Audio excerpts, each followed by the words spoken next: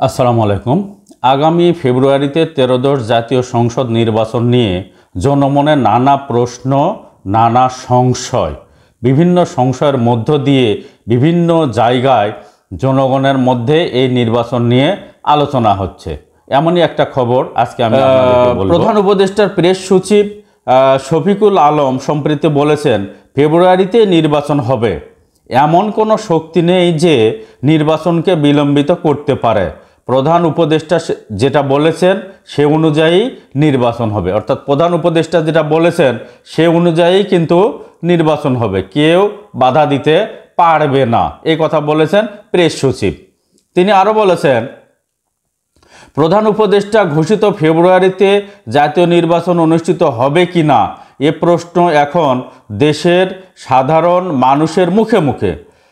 শহর নগর থেকে শুরু করে গ্রাম অঞ্চল পর্যন্ত আড্ডা, অফিস, পরিবহন কিংবা বাজার সবখানেই আলোচনার কেন্দ্রবিন্দু নির্বাচনের ভবিষ্যৎ। অর্থাৎ প্রত্যেকটা জায়গায় নির্বাচনের ভবিষ্যৎ নিয়ে আলোচনার কেন্দ্রবিন্দু, এই কথা উনি বলছেন। সামাজিক যোগাযোগ মাধ্যমেও আলোচনার কেন্দ্রবিন্দুতে রয়েছে নির্বাচন প্রসঙ্গ, অর্থাৎ সামাজিক যোগাযোগ মাধ্যম ফেসবুক, ইনস্টাগ্রাম এগুলাতেও কিন্তু আলোচনার কেন্দ্রবিন্দু নির্বাচন। মূলত জুলাই সনদ ঘোষণা নিয়ে জটিলতা ও সংখ্যানুপাতিক অর্থাৎ পিআর পদ্ধতিতে নির্বাচনের দাবি সুরাহা না হওয়ায় নানা প্রশ্ন তৈরি হয়েছে এবং দেখা দিয়েছে শঙ্কা। অর্থাৎ এই পিআরের কারণেই কিন্তু এই ঝামেলাটা কিন্তু তৈরি হয়েছে।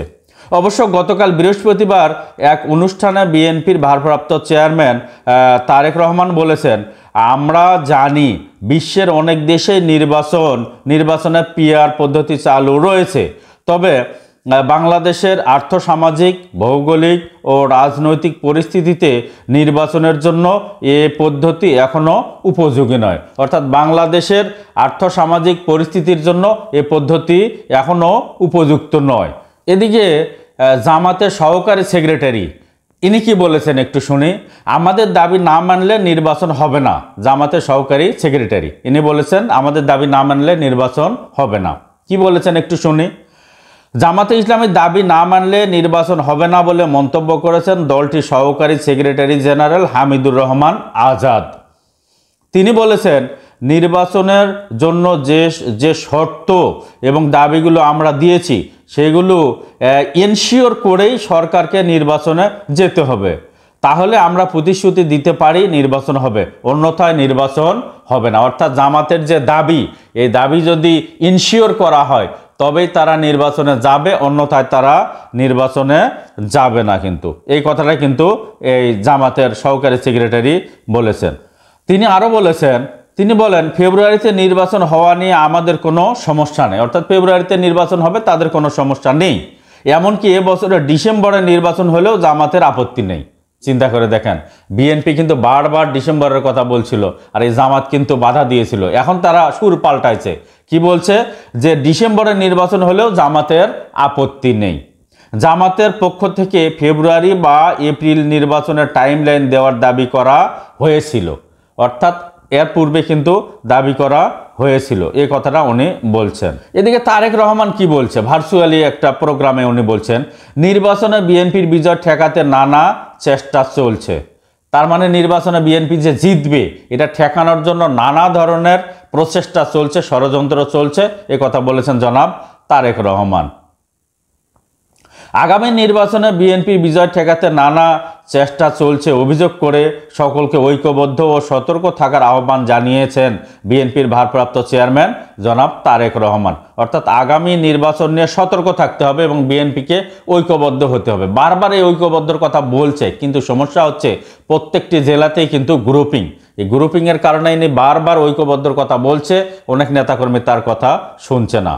বিএনপির ভারপ্রাপ্ত চেয়ারম্যান বলেন, বর্তমানে ফ্যাসিবাদ মুক্ত বাংলাদেশে কেউ মনে করছেন নির্বাচন দিলে জনগণ ভোট দিয়ে বিএনপিকে সরকার গঠনে সহায়তা করবে।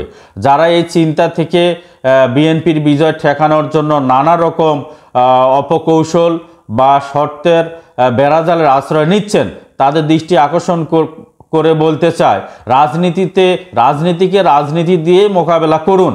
জনগণের শক্তির উপরে আস্থা এবং বিশ্বাস রাখুন। বিএনপির বিজয় যদি জনগণ চায়, সেই বিজয় ঠেকাতে গিয়ে জনগণের রায় প্রদানের পথ রুদ্ধ করবেন না। অর্থাৎ জনগণ যদি বিএনপিকে ঠেকাতে চায়, জনগণের রায়ের পথ রুদ্ধ করবেন না, এই কথা উনি বলছেন। এদিকে বিএনপির নেতা অ্যানিক চৌধুরী উনি কি বলছেন দেখেন, তারেক রহমান শিগগিরই দেশে ফিরবেন, নির্বাচনের পর প্রধানমন্ত্রীও হবেন। কেন রে ভাই, প্রধানমন্ত্রী তারেক রহমান কেন হবে? এখনও স্টিল বিএনপির চেয়ারপারসন খালেদা জিয়া জীবিত, তাহলে তারেক রহমান কেন প্রধানমন্ত্রী হবে? আগে প্রধানমন্ত্রী হবে খালেদা জিয়া, তারপর কি হবে সেটা পরে দেখা যাবে। খালেদা জিয়া এখনও জীবিত এবং সে এখনও দলের চেয়ারপারসন। তারপর ইনি কি বলছেন একটু শুনি।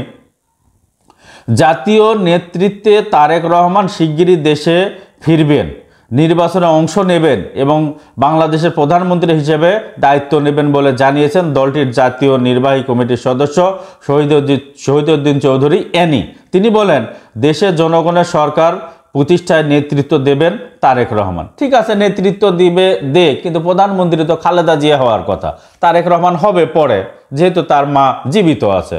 এরপরে অ্যানি আরও বলেন, তারেক রহমানের নেতৃত্বে জাতীয় ঐক্য সৃষ্টি হয়েছে, আমরা তার কাছ থেকে সাহস ও মনোবল পাই, তাই নিশ্চিতভাবে বলতে পারি আসন্ন নির্বাচনে জনগণের সরকার প্রতিষ্ঠিত হবে এবং সেই সরকারের নেতৃত্বে থাকবে বিএনপি। হ্যাঁ, জনগণ যদি বিএনপিকে সমর্থন করে, বিএনপি যদি সরকার গঠন করে, নেতৃত্বে বিএনপি থাকবে, এটাই স্বাভাবিক, এটাই আমরা প্রত্যাশা করি। এ বলে আমি আমার কথা শেষ করছি। আসসালামু আলাইকুম।